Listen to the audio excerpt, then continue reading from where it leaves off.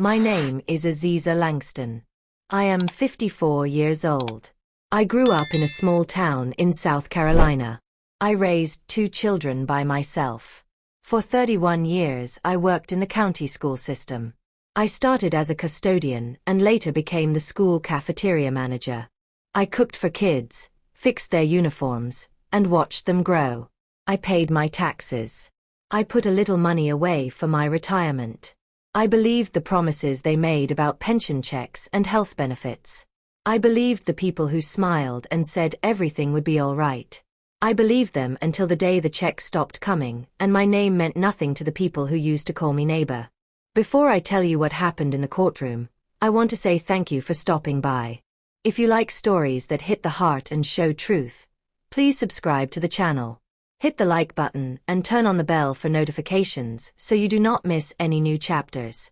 Drop a quick comment to tell me where you are watching from. I love to know who is with me from the north, the south, cities or small towns. Your support helps stories like this reach people who need them. That morning I wore my only good dress. It was not new. It was a soft gray dress my mother had given me when I retired from full-time cooking. I put a gold chain my sister had passed to me around my neck. I did not wear bright colors. I did not want to shout. I wanted to be seen for the truth I carried, not for how I looked. The courthouse smelled like old coffee and lemon cleaner. People sat stiffly in the benches. Some had cases about small cars and broken fences. Others came with loud lawyers and long files. I was there because the pension board said I owed them money I did not understand. Because of one quick change to the rules and a handwriting on a form, they wanted my savings and my medical coverage. They wanted my life to stop being mine. When my lawyer called my name to enter, my knees shook a little. I walked down the aisle and the cameras blinking in the corner of the courtroom looked like tiny eyes. The judge sat high on his bench like a person who had never had to wait for a check to clear. He wore a black robe. He had silver at his temples and a calm voice. His nameplate read Judge Cyril Beaumont. I took my seat. My hands were folded on the edge of the table. The pension lawyer read out numbers and dates. My lawyer said I had worked, that I had paid my part, that the county had forgotten its promise. The judge asked questions about forms. He asked about signatures and dates. He asked about a missing file. Then my lawyer put a stack of papers on the table. At the top of the stack was an old photograph taped to a brittle piece of cardboard. It was a picture of a woman in a hospital room from decades ago. The woman in the photograph had my eyes and the same small mole near her left cheek. She wore a plain hospital gown. A tiny baby wrapped in a blanket rested beside her on a chair. Their faces were tired but full of light. I had found that photograph in an old box when I cleaned out my sister's attic. I had kept it because it made my chest ache in a way words could not reach. When the photograph was shown in court, everyone leaned forward. I did not know why at first. The pension lawyer said it was part of a personnel file from years ago. He said the file had been moved and merged and a name had been changed. He said records can be messy. He said nothing about the person in the photograph. Then he looked at the judge like he was passing a quiet secret. Judge Beaumont held the photograph with 2 fingers. He did not look at the picture like any other judge. His hand trembled a little. He brought the picture closer to his face and the color left his cheeks. For a second, the weight of the whole room folded into that small square of paper. I will not pretend I did not notice. For years, neighbors have walked by my porch without stopping. My eldest son will not answer simple calls. My daughter avoids my house when friends are over. I am used to being passed by. But I was not used to seeing the man on the bench look like a child who had been caught playing where he was not supposed to be. Silence tightened. The bailiff, usually a figure of quiet motion, swallowed and shifted his feet. The court reporter kept typing like a bird trying to seem calm. The pension lawyer opened his mouth to say something legal and then shut it again as if the words were too small. Judge Beaumont said nothing for a long breath. His eyes moved from the photograph to me.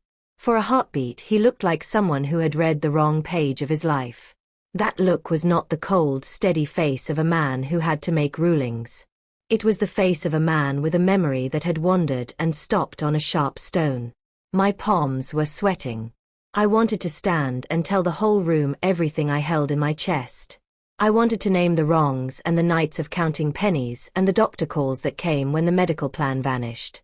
But there was something in the judge's silence that changed the shape of the whole day. It was not just surprise. It was recognition. He knew the woman in the photo. He knew her like a chapter he had tried to gloss over. The courthouse door at the back clicked as someone opened it. People turned their heads the way wheat turns in wind. My lawyer whispered for me to stay seated. The pension lawyer tried to regain control of his stack of papers. The judge laid the photograph down very carefully as though it were a sleeping thing. Then the judge cleared his throat. His voice came out soft and slow as if he was trying to buy the next minute. He said, "I want a moment." He looked directly at me and his eyes were not the eyes of a stranger. They were the eyes of a man who had seen a doorway to his past swing open. I felt a loudness behind my ear that was not a sound. My chest felt like something being unzipped. I had kept a lot of small silences in my life to make room for others. I had kept my past tidy and folded like clean laundry. I had told myself that the truth would not matter in halls where power wore a robe. The judge stood. He did not pound the bench. He did not call for order. He simply stood, and for a moment the room held its breath. I could see the outline of his mouth move as he thought. The bailiff looked ready to follow orders. My lawyer mouthed, "Leave it. Just leave it for now." The pension lawyer reached for his notes but did not take them. At that exact moment, the doors to the courtroom opened again. A woman stepped in with a man behind her. They looked to be in their 60s and both had the same shade of nervous as me. They scanned the room until their eyes landed on the judge. The woman's face changed like a sky after a storm. The man behind her held his hands together like a child who had been told not to cry. Judge Beaumont said nothing. He folded his hands and licked his lips. He looked into the area where I sat and then, as if remembering something distant and sharp, he said two words that made my throat close. He said the name I had not heard in 30 years and the name that had been folded into the bottom of my shoebox of memories. Those two words were not mine to say yet. The judge's voice made the whole room smaller. People leaned forward like they wanted the next moment to be a promise. I felt the picture of that hospital room burn bright behind my eyes. The photograph on the table seemed to glow. I had finally been seen. But what the judge would say next could lift me up or bury me again. I opened my mouth to speak, and the bailiff's hand rested on the door like a signal. Then the judge did the thing I did not expect. He looked at the courtroom, at the photograph, at me, and he froze. His eyes filled with something that was not just surprise. It was a question that had been waiting a lifetime for an answer. My name was small in the noise. I whispered, "Your Honor, I came to prove what is mine." He took a breath, and the next words hung heavy between us. For a long moment, the courtroom felt like it was spinning. Judge Beaumont did not sit. He gripped the edge of the bench as if it were the only solid thing in the room. The two people who had entered stood frozen by the door. I felt everyone's eyes sliding between me, the photograph, and the judge. Something was opening in that room. Something old. Something that had been buried under years of silence and distance. The judge finally lowered himself into his seat. He pressed his fingers together and stared at me like he was reading a forgotten chapter of his own life. I could feel my heart beating against my ribs. I tried to breathe slowly, but every breath felt tight. The photograph sat on the table in front of me. The baby in that picture was still a mystery the world had tried to cover. "Your Honor, do you need a brief recess, sir?" my lawyer asked quietly. Judge Beaumont shook his head. "I just need clarity," he said. His voice was unusually soft, and the entire courtroom leaned in to hear. He looked at me again. "Mrs. Langston, where did you get that photograph?" A part of me wanted to protect the small secrets I had carried for years. Another part knew that the truth was already pushing its way to the surface like a root breaking through concrete. I found it in my late sister's attic, I answered. Among some old things she kept locked away. The courtroom was silent. Even the pension lawyer held still. The judge glanced at the two elders by the door, then back at the photograph, then at me. He said, "Mrs. Langston, I need to ask you something, but I need you to be calm." My stomach tightened. Calm was not always easy for a woman who had lived most of her life walking on the edges of other people's decisions. Calm was learned, not natural. "Ask me," I replied. Judge Beaumont cleared his throat. His voice lowered, like he was speaking to a memory rather than a person. "That woman in the photograph. She looks like someone I once knew a long time ago. Someone from before I went to law school. Before the bench. Before everything." My pulse jumped. The words hung between us like fog. He leaned forward. "That photograph. That hospital room. What year is written on the back?" I swallowed. My fingers trembled as I picked up the picture. I turned it over. The faint handwriting, cracked and fading, read 1 year. The same year my life began. The same year a story had been born in the shadows. I read it out loud. The judge shut his eyes for a second. When he opened them, they were wet. "Mrs. Langston," he said, "that looks like the woman I knew as Ruth Ann." He whispered the name like it was a ghost brushing past him. Ruth Ann. My breath caught in my chest. My mother's name was Ruth Ann. She died when I was 8 years old. I knew little about her except small pieces. A quiet laugh. A faint smell of lavender. A voice that hummed old church songs in the kitchen. But there were holes in those memories. Holes I had never been able to fill. The judge's voice trembled. "Ruth Ann was the first woman I ever loved." The words fell into the room like stones dropped in still water. I gripped the edge of the table. My hands felt numb. I did not plan for this. I had come to the courthouse for my pension, for what rightfully belonged to me. I had not come to find pieces of my mother no one had ever told me. The elder woman by the door gasped. She covered her mouth. The man beside her took a step forward as if to steady her. Judge Beaumont's eyes fixed on mine. He was no longer the powerful man in a robe. He was a man staring at a story he thought had ended decades ago. A story he had walked away from. A story he did not know had returned. My lawyer tried to speak, but the judge raised a hand gently. "Mrs. Langston," he said, looking at me with a kind of fear, "do you know who your father is?" The question punched the breath from my lungs. My father. A man whose name had always been a blank space. A line on a form never filled. A question I had grown too tired to ask. I stared at the judge and shook my head. "No, Your Honor." He let out a long, shaky breath. Before he could say another word, the elder man near the door spoke. His voice cracked. "Cyril, please. Do not say it here. Not like this. Cyril." So they knew him. They knew each other. They were tied to whatever truth was about to rise. The elder woman stepped forward. She clutched her handbag tightly. Her eyes were red, and when her gaze fell on me, she froze in place. I did not know her, but something in her look felt strangely familiar. It felt old. Judge Beaumont rubbed his forehead. "This was not how I wanted this to come out," he whispered. The pension lawyer suddenly cleared his throat loudly. "Your Honor, perhaps we should return to the matter at hand. This is a pension dispute, not a family proceeding." The judge shot him a look so sharp the lawyer sank back into his seat. Then Judge Beaumont turned toward me again. He was trembling now.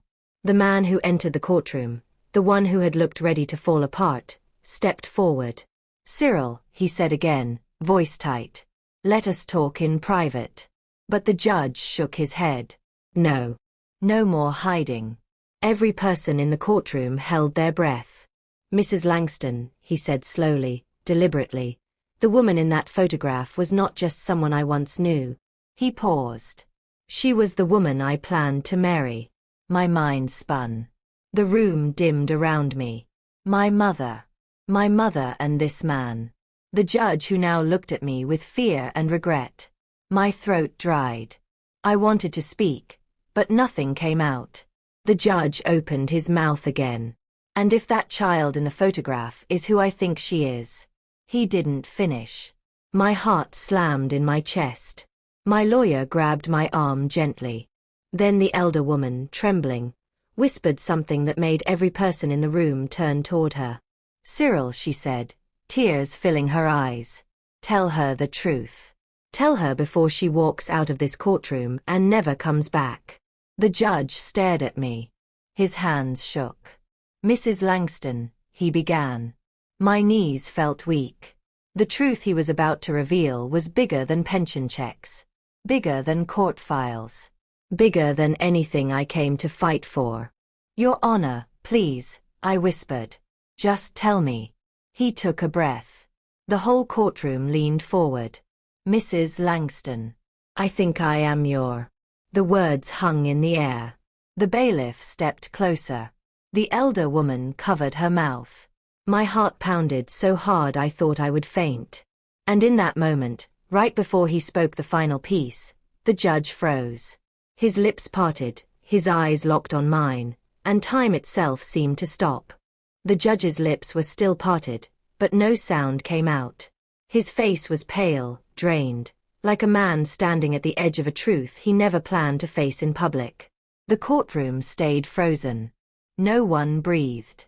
No one moved. Even the hum of the ceiling lights sounded louder.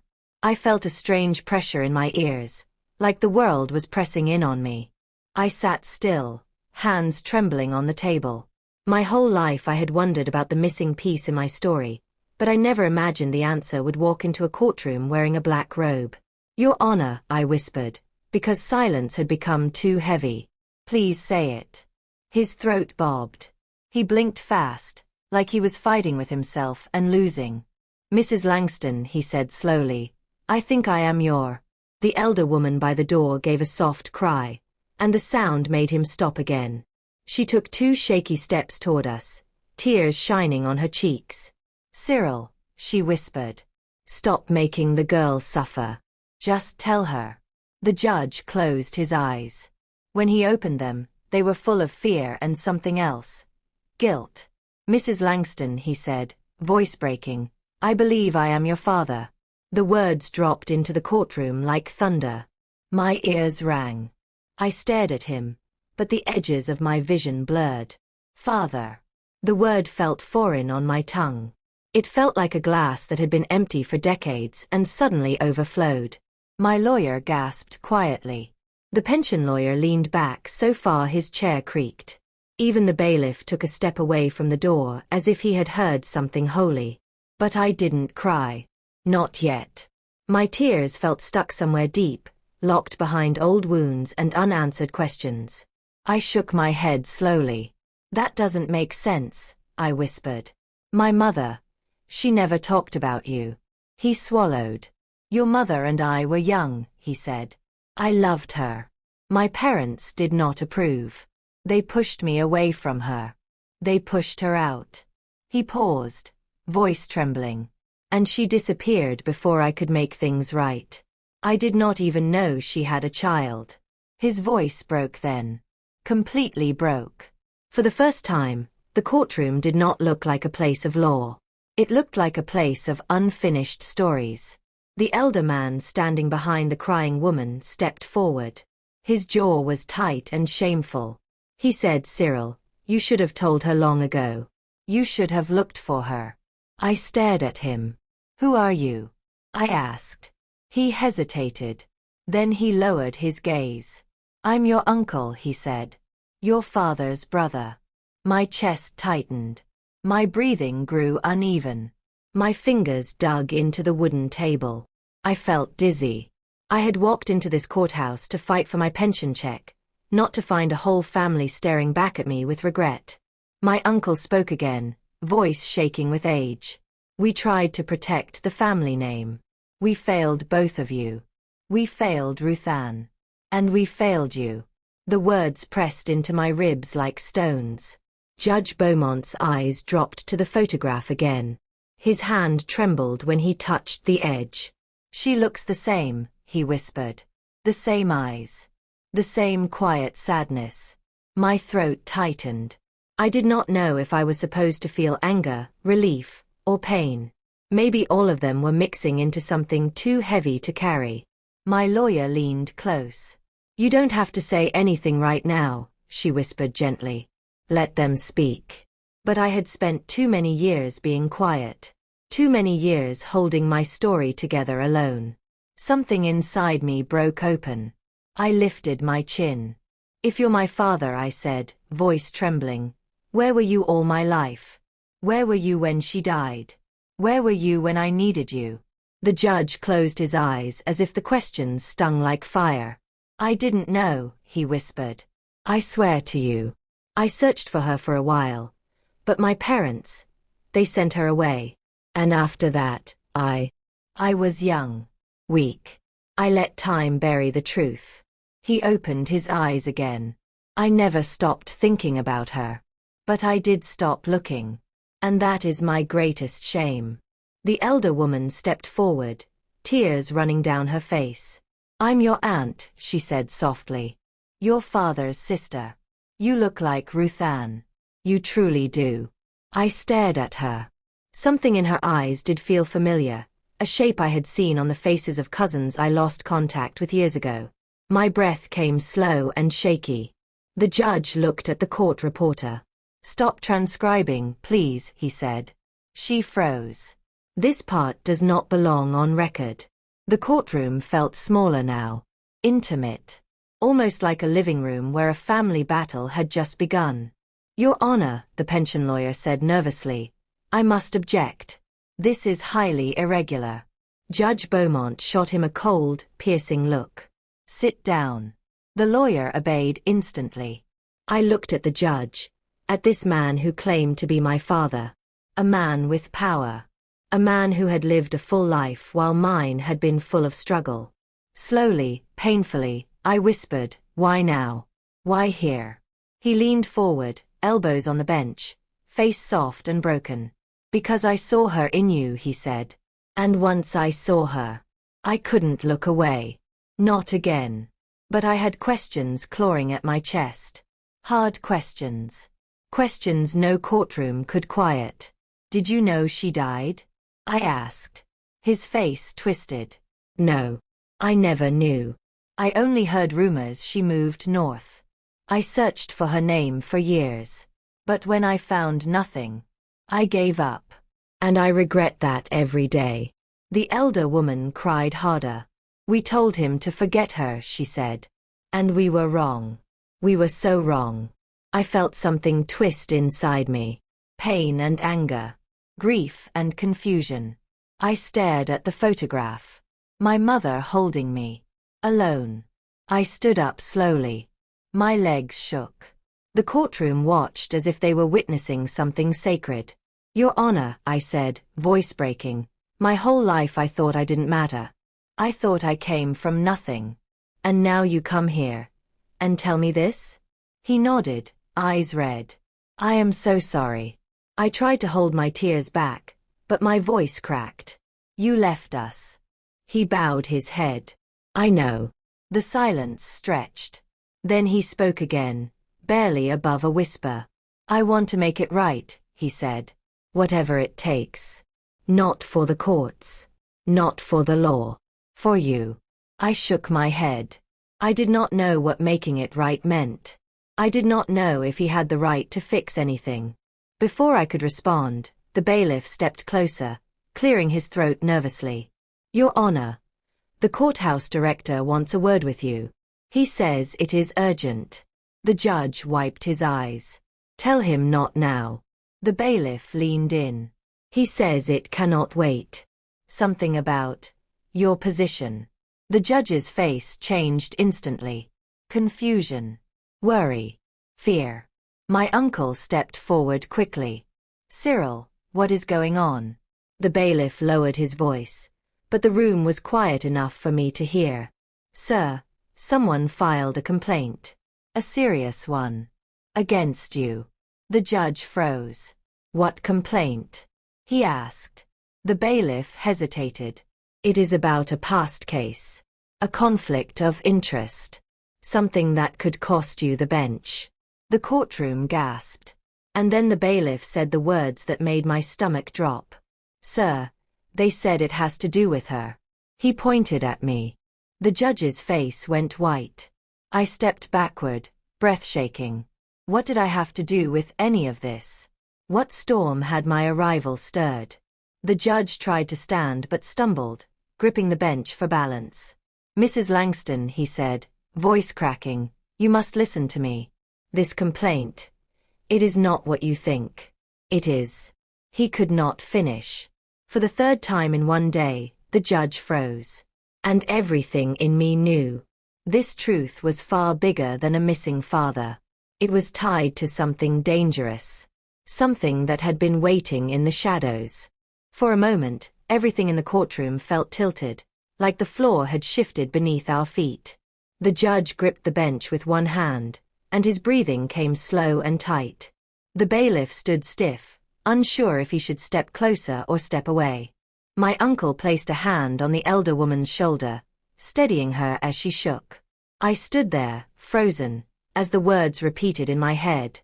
A complaint. Against the judge. And somehow, connected to me. My chest tightened. I felt the room closing in. All my life I had worked hard to stay invisible and keep my head down. Now, all of a sudden, a whole courtroom was staring at me like I held a secret I didn't even know existed. Your Honor, I said softly. What is going on? Judge Beaumont lowered himself back into his seat. For the first time, he looked much older than he had earlier. His shoulders sagged under a weight he had probably carried for years. He rubbed his forehead, then looked up at me with tired eyes. Mrs. Langston. Aziza. There are things I never told anyone.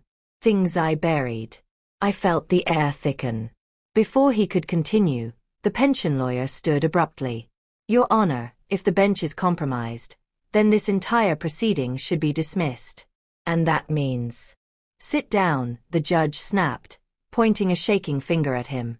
Sit down right now. The lawyer sat. The judge turned back to me. His voice softened again. There is more to your mother's story than you know. And more to mine.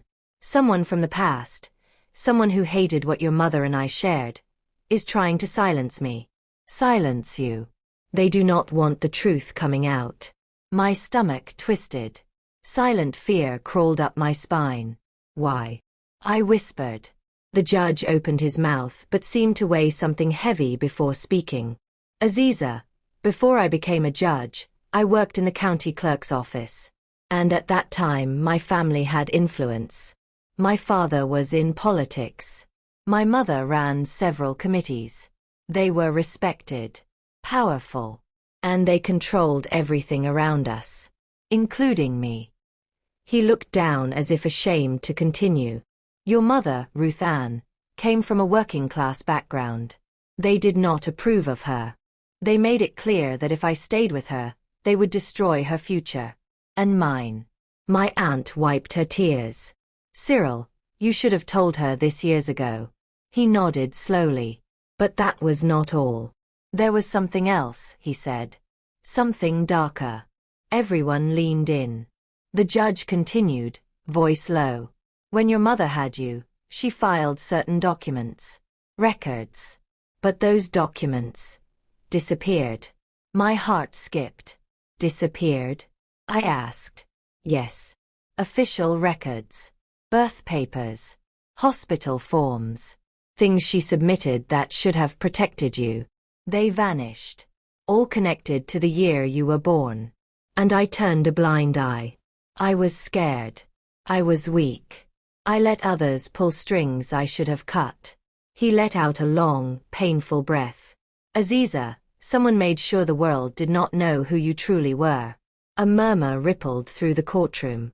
My knees grew weak. I grabbed the edge of the table. The judge leaned forward. The complaint against me is saying I manipulated documents. That I hid records. That I used my position to bury the truth about you and your mother. They want me off the bench. They want me disgraced. I stared at him. Why would they pick now? After all these years? Because you walked into this courtroom with that photograph, he said. And the moment they saw it filed as evidence, everything started moving. My aunt clasped both hands to her mouth. Someone must have been watching the case. Someone afraid of what this picture reveals. I felt my pulse rushing in my ears. I looked around the room. Every face blurred into the next. Then the bailiff shifted. "Sir," he said quietly, "the courthouse security also reported something strange. A man was seen outside asking about the case before it started. He left when they approached him." The judge stiffened. "What did he look like?" "Gray suit, bald head, tall," the bailiff said. "Looked like he knew where everything was. He even asked which courtroom you were in." My uncle's face went pale. "That sounds like... No, it cannot be." The judge nodded grimly. "My father's old advisor. Martin Fells. He used to clean up messes my family created. If he is involved, this is serious." My chest tightened again. This was bigger than I could understand. Bigger than a pension hearing. Bigger than a judge who might be my father. It was starting to feel like someone did not want me to exist on paper. The judge sighed deeply. "When your mother had you, she tried to protect you. She tried to make sure your future was safe. But she was pushed out. Pressured. You were treated like a loose end. And I let it happen." I swallowed hard. My voice shook. "So, what now?" He looked straight at me, eyes clear despite the fear inside them. "Now, we fight. Together." My breath caught. He continued. "You came here for your pension. But what you deserve is far more than that. You deserve the truth. And I will not let anyone silence it again." My hands trembled. But before I could reply, the bailiff spoke again. "Your Honor, the courthouse director insists you step out. He says the judicial board is waiting in a private room. They want an immediate explanation about the complaint." The judge's face hardened. "They want to remove me before I can speak. Before I can confirm who she really is." My aunt stepped forward, gripping her handbag. "Cyril, you cannot go alone." My uncle nodded. "We will go with you." The judge looked torn. Then he turned to me. "Aziza, do not leave this courthouse. Whatever happens, stay close to your lawyer. If anything happens to me, she will make sure the truth does not die." My heart dropped. His words were heavy. They sounded like a warning. I wanted to ask him what he meant. I wanted to grab his sleeve and demand he stop hiding pieces of the story. But he was already standing, straightening his robe, preparing himself for the storm waiting behind those closed doors. He took one last look at me. A look that held 30 years of lost time. "I will be back," he said quietly. "And when I return, we finish this." My throat tightened. I nodded slowly. He stepped away from the bench. My uncle and aunt followed close behind. The bailiff opened the door, letting them pass. They disappeared into the hallway. The door shut behind them. And the moment it clicked, the courtroom felt wrong. Too quiet. Too still. My lawyer leaned close to me and whispered, "Aziza, something is not right. The judicial board never moves this fast. Someone is pushing this from the shadows." Before I could answer, the pension lawyer suddenly stood up, gathered his folders quickly, and hurried toward the exit without a word. I watched him go. Then I looked at the doors where the judge had vanished. My pulse tightened. I had come here for justice. But now, justice was walking into a trap. And I was sitting in a courtroom full of questions, holding the one piece of truth somebody out there seemed desperate to destroy. The courtroom felt colder after the judge left. The air conditioner hummed in a monotonous rhythm that somehow made the silence even heavier. My lawyer, Ms. Davina Holt, stood beside me with one hand on her hip and the other clutching her notepad. Her eyes never left the door the judge had gone through. Aziza, she whispered, her voice tight. I need you to stay calm, but I also need you to listen. Whatever is happening behind those doors, it is not routine. Judicial boards do not assemble in 20 minutes. Someone is forcing this.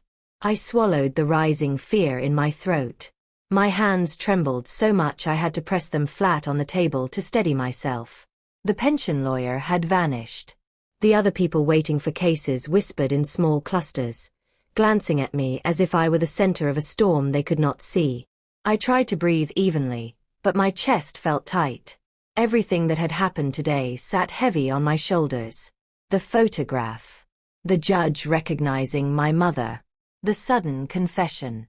And now, this threat from someone in the shadows. Ms. Holt leaned close. I need you to tell me something. Do you feel unsafe? I paused. I did not want to say yes. I was a grown woman. I had raised 2 children alone. I had survived nights of counting coins to pay rent, survived neighbors who whispered about my business, survived a life of being unseen. But today felt like stepping into a story I never prepared for. I nodded slowly. I think someone does not want me here, I whispered. Ms. Holt placed her hand gently on my arm. Then you are not going anywhere without me. I nodded again. The courtroom door creaked open. Not the one the judge had gone through. The main door. The one leading to the hallway. A tall man in a gray suit stepped inside. Bald head. Sharp jaw. Deep, unreadable eyes. He looked exactly like the description the bailiff had given. And worse, his eyes scanned the room with purpose, not curiosity. Ms. Holt stiffened. That is him, she whispered. The advisor. Martin Fells. Martin's gaze moved slowly across the courtroom until it landed on me. He did not smile. He did not blink. He simply stared. For a moment, the air in my lungs froze. Then he walked forward, straight down the center aisle, calm as a man walking through his own house. The bailiff tensed. Sir, you cannot be in here without. Martin flashed a badge. The bailiff stopped talking immediately. Ms. Holt stepped between us, blocking his path. May I help you? Martin's voice was smooth, almost polite. I am simply observing. Observing what? He tilted his head slightly. A very unusual case. Ms. Holt narrowed her eyes. This case is closed for the moment. You will need to step out. Martin ignored her and continued looking at me. His stare felt cold, calculating, like he was measuring something. Then he spoke directly to me. You look like her. My heart jumped. Who? He smiled faintly. Your mother. Ms. Holt snapped. Step away from my client. Now. Martin's smile fell instantly. His voice became even quieter. Mrs. Langston, I would advise you to be careful about what you think you know. Some stories should remain buried. My stomach knotted. Ms. Holt's eyes blazed. If you take one more step toward her. Martin raised his hands slightly. I am only here to ensure order. I mean no harm. But everything about him felt like harm. He turned as if to leave, but paused at the door. One last thing, Mrs. Langston. I held my breath. Be careful who you trust. Even those who say they want to protect you. Maybe the ones who ruined you in the first place. Then he stepped out, closing the door behind him quietly. Ms. Holt exhaled sharply. That man is trouble. If he is here, something is happening behind the scenes. Something big. I felt the blood drain from my face. I touched my mother's photograph as if it could protect me. Minutes passed. 10. 15. 20. No word from the judge. My aunt and uncle had not returned. The hallway stayed silent. At around the 25th minute, the bailiff returned and walked straight to us. His face was tight with concern. Ma'am, he said, the judicial board meeting is taking longer than expected. They asked me to check if you are still here. Ms. Holt stepped forward. Has anything happened to the judge? The bailiff hesitated. Ms. Holt repeated the question, firmer. Has anything happened to him? The bailiff glanced at me, then looked away. I cannot say for sure. But the board seemed upset. Very upset. And someone else joined the meeting. Who? Ms. Holt demanded. He swallowed. Martin Fells. My chest tightened. Ms. Holt cursed under her breath. I grabbed the side of the bench for balance. Something in me whispered that Martin was not there as an advisor. He was there to finish something. The bailiff continued. They locked the room once he entered. I was told not to disturb them. Ms. Holt clenched her jaw. This is not normal. Then the bailiff lowered his voice. You should also know. The judge's sister left the room crying. My stomach twisted. Before I could speak, the bailiff added. And the judge's brother was asking for a doctor. I think the judge collapsed. My knees buckled. Collapsed. Ms. Holt grabbed my arm. What do you mean collapsed? Is he hurt? Is he conscious? The bailiff shook his head. I only heard bits from outside. But there was shouting. And then a loud thud. That is when they asked for a medic. My breath shook. I felt like the world was falling from under me. The judge had gone to tell the truth. To defend himself. And now. I forced the words out. I need to see him.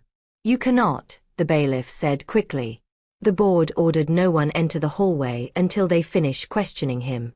Not even family. Ms. Holt stepped forward. This is a violation of his rights. The bailiff nodded helplessly. I know.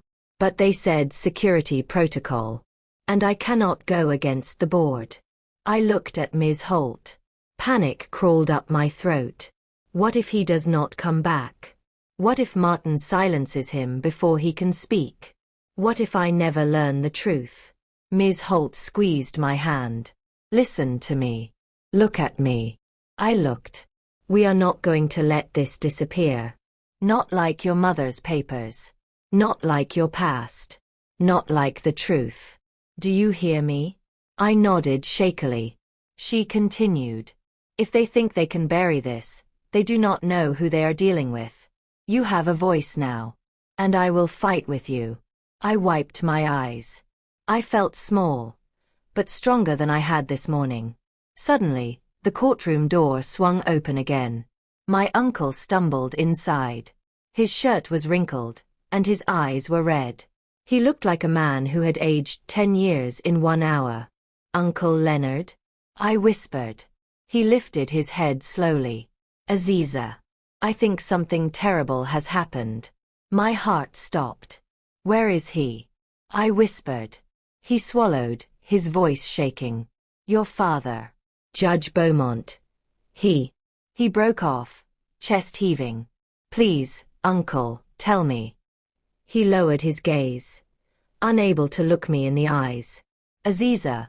He is unconscious. The room spun. I grabbed the bench for support. Ms. Holt gasped. What? How? Before he could answer, he lifted a trembling hand. And that is not the worst part. I felt ice crawl up my spine. The uncle whispered, they think someone did it to him. My breath caught. Every fear I had been pushing down rose at once. Someone had finally acted. Someone who wanted the truth buried. Someone who had waited decades for this moment. The uncle stepped closer, voice cracking. They are shutting us out, Aziza. And if we do not act fast, everything he tried to reveal today might disappear. My uncle's words hit the room like a cold wind. Someone did it to him. I felt my breath catch in my throat. Every part of me went numb. I stared at my uncle, hoping he would take it back, say he misspoke, say it was an accident. Anything but this. But he didn't. He just stood there, shaking, eyes red and swollen. Ms. Holt stepped forward immediately. What do you mean someone did it to him? You need to explain that right now. Uncle Leonard wiped his face with the back of his hand. His voice trembled so much I could barely understand him at first. The judge didn't just collapse, he whispered. There was shouting, He clutched his chest. And that man, that Martin Fells, he was the last one standing closest to him. My stomach twisted. He continued, they forced us out of the room when the medical team arrived. They said it was a private matter. But Cyril never had heart issues before. Never. And I saw something in Martin's eyes. Something wrong. Something cold. The courtroom shifted. The few people still sitting moved uncomfortably, whispering under their breath. A feeling of dread crawled across the room like a shadow. I felt myself standing without realizing it. My hands were shaking so hard I hid them behind my back. Is he alive? I asked. Uncle Leonard nodded slowly. Yes. But he is not awake. And the board, they are saying he cannot resume this case. My knees went weak. Of course they would. That was the whole plan. Remove him before he could protect me. Before he could reveal the truth. Before the photograph and my mother's name could unravel 30 years of secrets. My aunt stepped inside the courtroom then, her face swollen from crying. She clutched her purse with both hands, knuckles white. I walked toward her. What happened? Please tell me. She opened her mouth, but only managed one broken sentence. Aziza. They silenced him. A shock ran through my whole body. I felt Ms. Holt grab my elbow to steady me. My aunt finally continued, voice shattering. When he said your mother's name in that room, everything changed. They did not want to hear it. They did not want any of this to become public. One man even said, we handled this 30 years ago, we can handle it again. Ms. Holt gasped. They said that. My aunt nodded, sobbing. Another said your mother's file was sealed with approval from the highest office at the time, and that bringing it back now would ruin careers. I felt heat rise in my chest. They sealed my mother's file? I whispered. Why? My aunt grabbed my hands. Because your mother refused to disappear quietly. She filed complaints. She tried to expose what they had done. And instead of protecting her, they buried her records. They called her unstable. They said she lied. They lied on her, Aziza. I felt tears fill my eyes. My mother never had a voice. She died carrying the weight of a truth no one let her speak. Ms. Holt clenched her fists. This is corruption. Deep corruption. My uncle nodded. And the people who covered it up back then, they are still alive. Still powerful. Some of them sitting on that board. My heart sank. So this wasn't just about my pension. Or about the judge. This was about something far older and darker. A buried scandal. A silenced woman. A lost child. Me. Ms. Holt straightened her blazer. We need to act now. We cannot let them end this case or rewrite what happened today. Before she could continue, the bailiff rushed back inside. His face was pale, his steps fast and nervous. Ma'am, he said, breathless, you and your attorney need to leave this courtroom right now. Ms. Holt stepped forward sharply. Why? The bailiff swallowed hard. The board is ordering that this session be sealed. All evidence confiscated. All attendees removed. No one is allowed to speak about what happened today. My chest tightened. Sealed. I whispered. What about my case? The bailiff looked at me, panic in his eyes. They want to stop your pension case completely. They are saying it has to be refiled. Somewhere else. With a different judge. And they want the photograph as evidence. Locked away. Ms. Holt exploded. Absolutely not. That photograph is her property. You cannot take it. The bailiff lowered his voice. I agree. And that is why I came to warn you. They want the photograph because of what it proves. They want to bury it again. If you let them take it, you will never see it again. My aunt gasped. They cannot do that. It belongs to her. It belonged to her mother. The bailiff nodded. I am telling you because I think you deserve a chance to decide what to do. Ms. Holt stepped closer. What are you suggesting? The bailiff looked at the door for a moment, then back at us. His voice dropped to a whisper. Leave. Now. With the evidence. My heart raced. Ms. Holt blinked. You are telling us to run? I am telling you to protect yourselves, he whispered. And to protect the truth. Because if you stay, they may not let you leave with it. I felt the fear rise in me. This was no longer just a legal battle. This was a fight for survival. For history. For my mother's name. Ms. Holt turned to me quickly. Aziza, grab the folders. Take the photograph. Put it inside your bag. Do not let anyone touch it. My hands moved before my mind could catch up.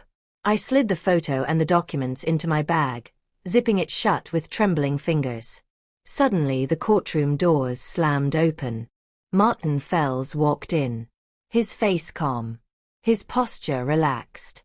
But his eyes were dark with purpose. Ms. Holt stepped in front of me so fast her shoes squeaked against the floor. Martin stopped only a few feet away. Mrs. Langston, he said gently, the board invites you to join them for a private discussion before the case is officially closed. My stomach dropped. Ms. Holt asked, and what exactly do they want? Martin smiled politely. Clarification. Cooperation. Compliance with court procedures. You understand. Ms. Holt crossed her arms. She is not going anywhere alone. Martin nodded. Of course not. But she must come now. With the evidence. I pressed my bag to my side. The bailiff shot me a tiny, desperate look. Do not go. My throat tightened. Martin's smile vanished. His voice dropped. Mrs. Langston. This is not a request. My aunt grabbed my arm. My uncle stood tense, like he wanted to lunge at the man. Ms. Holt whispered, Aziza. The choice you make right now will change everything. Martin stepped closer. Time slowed. My heart hammered.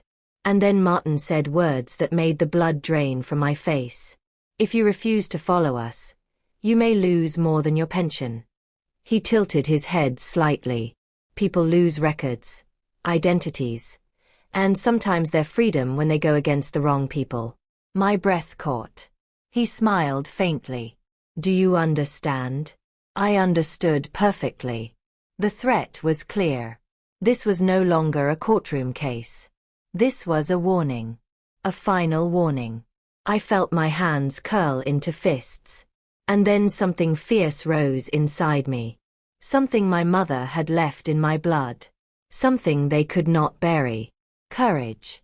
I lifted my chin. My voice was low but steady. I understand. Martin smiled. Good. I stepped forward. But then I said something he did not expect. But I also understand who I am dealing with. And I am not going with you. The room froze. Martin's eyes narrowed. Ms. Holt grabbed my arm. My uncle stepped in front of us. The bailiff reached for his radio. My aunt began to cry. Martin's voice dropped to a dangerous calm. Mrs. Langston, you are making a mistake. I met his gaze without blinking. No. I said slowly. I am finally making a decision for myself. His jaw tightened. Then everything in the room shifted at once. Martin reached into his jacket. The bailiff reached for his belt. Ms. Holt pulled me back. My uncle stepped forward. And someone shouted, Stop. Then a loud voice rose behind Martin. Enough. Every head turned. And standing in the doorway, breathing weakly, pale but conscious, was Judge Beaumont. My father. Judge Beaumont stood in the doorway, leaning heavily on the frame, breathing like each inhale hurt. His face was pale, his eyes dim but burning with determination. The medical tape on his wrist told us he had ripped himself out of treatment just to stand there. My aunt gasped and covered her mouth. My uncle rushed toward him. The bailiff froze. And Martin Fells turned stiff as stone. The judge lifted one trembling hand. Do not touch me, he whispered to his brother. I walked here. I can stand. He pushed off the doorframe and stepped inside the courtroom. His robe was wrinkled, his hair out of place, but he walked like a man who had come back from something dark and refused to return. My heart thudded painfully. I took a step toward him. Ms. Holt held my arm gently, steadying me. Judge Beaumont looked at me first. Aziza. His voice cracked, pained but steady. You are not leaving this courtroom with that man. Martin finally found his voice. Cyril, you are in no condition to. The judge cut him off with a glare that could slice through steel. Martin. Not one more word. Martin closed his mouth. The entire room stayed frozen as Judge Beaumont moved slowly down the aisle, each step measured and deliberate. 2 bailiffs appeared in the doorway, unsure if they should intervene. When the judge reached the front, he turned to face Martin fully. I know what you are doing, he said softly. And I know why. My parents may be dead, but their hands still reach through people like you. Through systems they corrupted. Through files you buried. Martin's jaw muscles tightened. You should not be speaking in your condition. The board. The judge took another step, voice rising with pain and fury. The board is not my master. My oath is to the law. And this woman, he pointed toward me, is the truth I failed to protect. Something inside me broke open.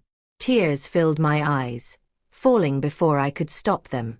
The judge kept going. You want to silence her. And you want to silence me. Just like you silenced her mother. He looked back at me, voice trembling. Just like you silenced Ruth Ann. The name punched the air out of my chest. Martin's face hardened. Be careful, Cyril. No. You be careful, the judge snapped. Because this time, I will not disappear. His voice echoed through the courtroom, shaking the walls. Ms. Holt stepped forward. Your Honor, if there is corruption tied to this woman's past, we need to put it on record. We need a formal statement. The judge nodded. We will. Then he turned to the bailiff nearest him. Officer, seal this courtroom from the board. Do not let anyone through that door until I say otherwise. The bailiff looked torn, glancing between the judge and the hallway. Sir, the board will try to override. Then override them, the judge said. If they push, arrest whoever tries to enter. I will take responsibility. The bailiff eyed Martin, then slowly nodded. Yes, Your Honor. Martin's voice rose sharply. Cyril, you are making a dangerous mistake. The judge smiled weakly. Not as dangerous as letting you keep your secrets. Martin stepped forward. You do not have the authority. Judge Beaumont raised one trembling finger. Say one more word and I'll have you detained for interference in a judicial proceeding. The room fell silent. Martin's nostrils flared, but he didn't move. The judge turned back to me. Aziza, come here, please. I stepped forward, my legs shaky. When I reached him, he reached out and held my hand. His touch was warm but weak. He looked into my eyes like he was trying to pour 30 years of unsaid things into one moment. I failed you, he whispered. But not today. Not again. I felt my throat close. I squeezed his hand tighter. The judge turned to the courtroom, straightened his shoulders, and spoke like a man reclaiming something that had been stolen from him. This case will continue. With me. Right now. No board. No interference. Ms. Holt nodded fiercely. Yes, Your Honor. My uncle stepped forward, voice low. Cyril, they are going to come for you. You know that. The judge didn't look away from me. Let them come. Today. I stand with my daughter. My breath caught. The words sank into me like sunlight breaking through storm clouds. Daughter. He said it openly. Loudly. With no fear. Martin shook his head slowly. You have no idea what you are starting. The judge looked at him with steel in his eyes. I am starting the truth. And then he said something that made the entire courtroom inhale at once. Officer, place Mr. Fells under temporary detainment.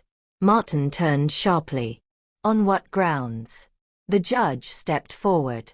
On the grounds of obstruction, intimidation, and suspected involvement in the disappearance of sealed court documents. Martin blinked. You cannot be serious. Bailiffs moved toward him. Ms. Holt raised her chin. You heard the judge. Martin stepped back, fury rising in his eyes. This is not over, he said, staring directly at me. Not for you. I held my ground. My voice was barely above a whisper, but steady. It is over when the truth comes out. Not when you bury it. The bailiffs took Martin by the arms. He didn't fight. He didn't struggle. He only stared at me as they led him out. But I didn't break eye contact. Not once. When the doors clicked shut behind him, the judge's knees buckled slightly. My uncle caught him, easing him into the judge's chair. Ms. Holt turned to the court reporter. Start the transcript now. Every word from this point forward is part of the official record. The judge nodded slowly. I will speak while I still have strength. His voice was weak but full of conviction. Aziza, everything they took from your mother, everything they hid, everything they protected themselves from, it ends here. My heart pounded. The judge took a deep breath, gripping the arm of his chair. The truth begins now. But before he could say another word, a sharp, violent bang echoed through the hallway. The bailiff at the door jumped. Someone shouted outside. Footsteps thundered. Voices yelled. Then, a second bang. Louder. Closer. The courtroom trembled. Ms. Holt's eyes widened. That's the board trying to break in. My aunt screamed. My uncle shielded her. Two bailiffs rushed to barricade the door. The judge grabbed my hand again, squeezing weakly. Aziza, listen to me. No matter what happens next. Before he could finish, the door burst open. Splinters flew across the floor. And standing there, not the board, not security, not Martin, but someone else. Someone whose face made every drop of blood drain from the judge's face. Someone who wasn't supposed to be alive. Aziza, the judge whispered, voice shaking. My father. The shattered door swung inward, hanging crooked on one hinge. Every person in the courtroom froze. Dust drifted through the air like ash. My heart hammered so loudly I could barely hear anything else. A figure stepped through the broken doorway. Slow, tall, composed. Not angry, not panicked, but eerily calm. A man with snow-white hair, sharp eyes, and a face carved from stone. I had never seen him before. But the judge had. Judge Beaumont went pale, gripping the arm of his chair so hard his knuckles turned white. His lips parted, and his breath came out in a ragged whisper. Father. The man took another step inside, ignoring the bailiffs who were shouting for him to stay back. His eyes didn't sweep the room. They were fixed, locked, on the judge. And then, he looked at me. His stare froze my veins. It was the look of a man who had buried a truth, and was furious it had dug its way out of the ground. Ms. Holt moved in front of me instantly. My uncle took my aunt's hand and pulled her behind him. The bailiffs stood in formation near the shattered door. But the man just kept walking. The judge straightened his back. I could see he was in pain, his body trembling, but he forced himself upright. What are you doing here? The judge asked, voice thin. The elder man stopped 2 steps away from the bench. He tilted his head, almost disappointed. Cyril, he said, voice smooth as cold water, you have always been stubborn. But today, you have crossed a line.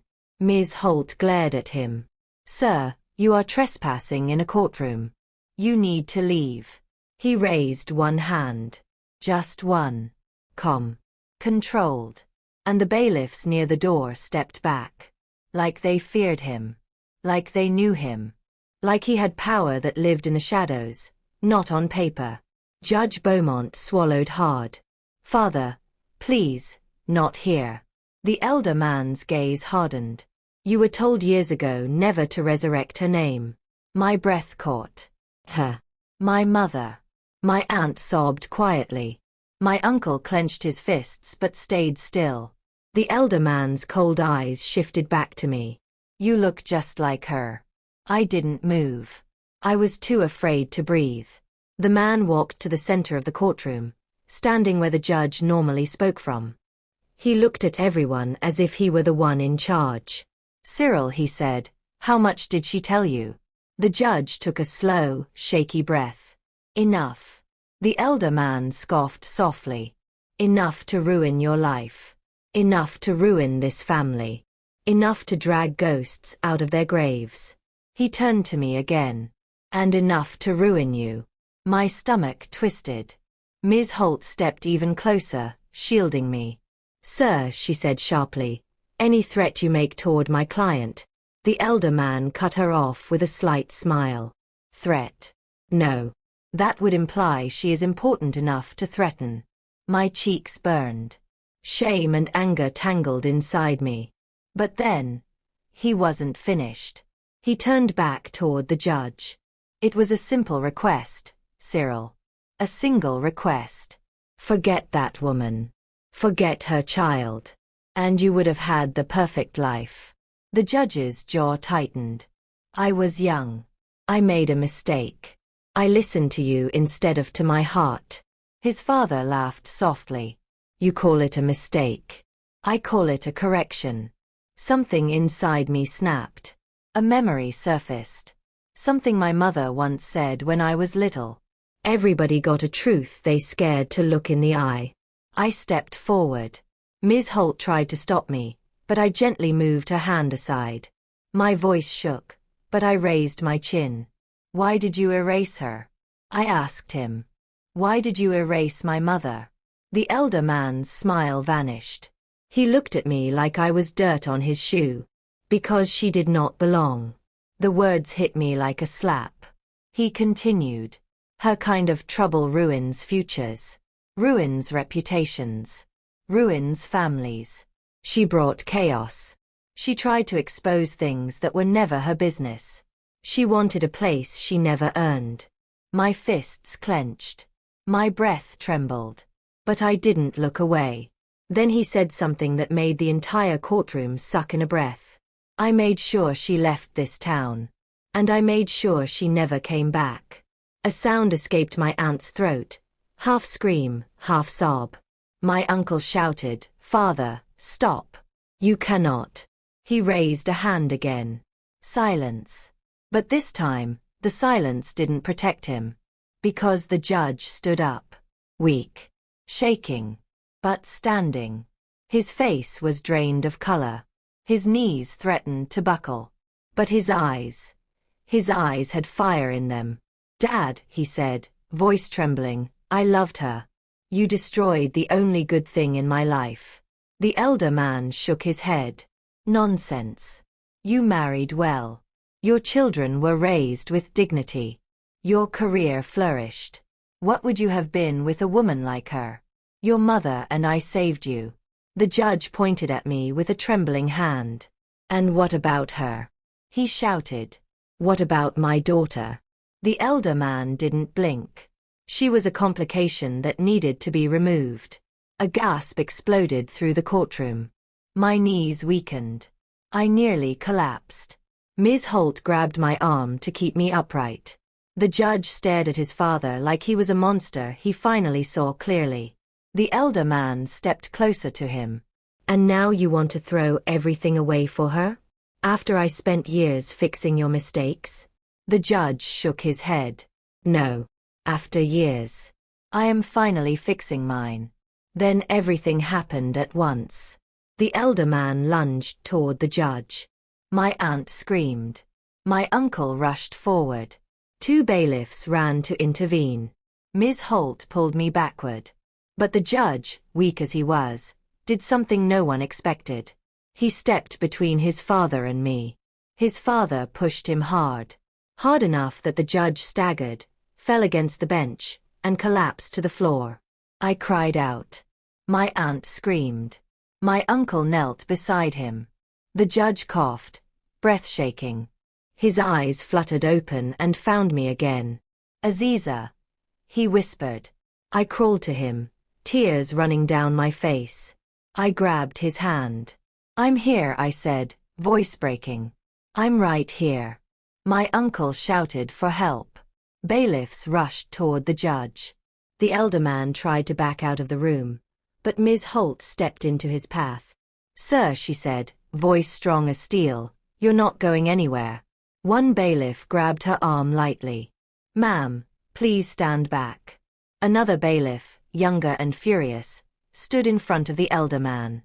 Sir, he said, you are under arrest. For what? The man snapped. The bailiff's voice didn't shake. For assault. For obstruction. For interference in a court proceeding. For threatening a witness. And for the suspected cover-up of a suppressed court file. Everything the judge tried to protect was finally spoken out loud. My father squeezed my hand weakly. His voice was faint, fading, but full of peace. Aziza, I did not get to raise you. I did not get to love you the way I should have. But today, I chose you. My tears fell onto his robe. I held his hand tighter. Please don't leave me. Not now. Not again. He closed his eyes for a moment, then opened them slowly. You were never forgotten. Not by me. Not by your mother. She loved you. And she fought for you. I sobbed. Ms. Holt knelt beside me. He used his last strength to lift my hand and place it against his heart. Live your life, Aziza. Not in the shadows. Not in fear. Live it bright. Live it loud. Live it free.